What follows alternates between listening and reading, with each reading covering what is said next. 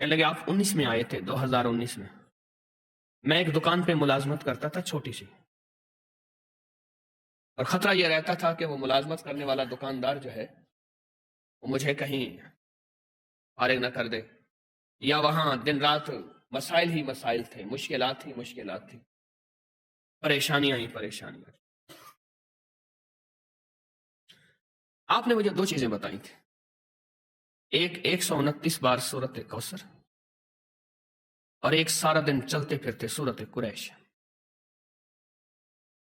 ہوا کیا؟ منظر کیسے بدلا؟ اس نے جو مجھے نقشہ بتایا وہ منظرہ بتاتا ہوں۔ کہنے لگا میں نے پڑھنا شروع کر دیا۔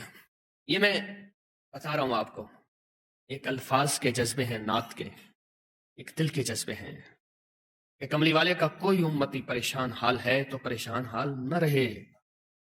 میرے آقا کا کوئی امتی ہے، وہ کسی رنگ، نسل، کسی مزاج، کسی مذہب، فرقے کا ہے، میرے امتی کملی والے کا امتی خالی نہ رہے۔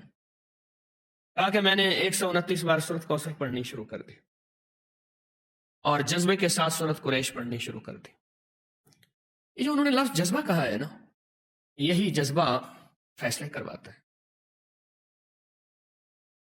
الفاظ سے زیادہ کیفیات فیصلے کرواتے ہیں۔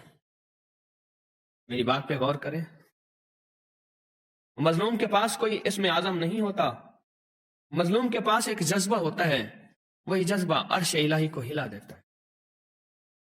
ہمارے پاس الفاظ ہوتے ہیں، کیفیات نہیں ہوتی، جذبہ نہیں ہوتا، اور جذبے کی کمی کی وجہ سے ہم محروم رہ جاتے ہیں۔ پھر کہتے ہیں اتنا عرصہ آئے، اتنا عرصہ کیا، کیوں نہیں ملا؟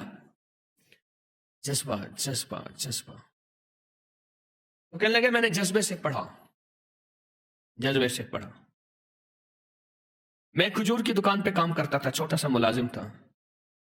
ایک بڑا گاہک آیا کنٹینر کا، دوسرے ملک کھجور بھیجنی تھی۔